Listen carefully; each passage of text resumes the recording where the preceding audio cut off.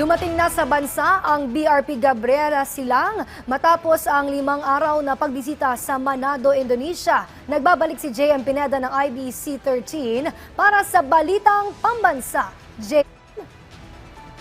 Princess, matapos nga ang 5 araw ng fourth visit ng BRP Gabriela Silang sa Indonesia, ay nakabalik na kaninang pasado alas 9 ang naturang barko kung saan dumaong ito sa Pier 13 sa Port of Manila.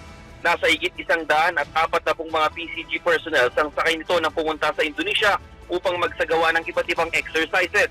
Kabilang nga sa mga isinagawa ng dalawang bansa ay ang search and rescue exercises, law enforcement at ilang mga marine environment protection training.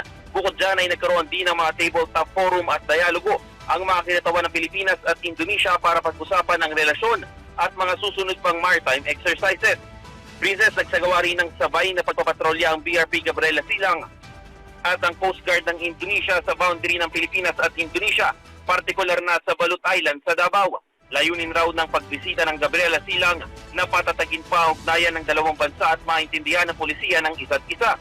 Ayon sa commanding officer ng Gabriela Silang na si Captain Lawrence Roque, plano pa ng PCG na bumisita sa iba pang Southeast Asian countries na malapit sa border ng bansa.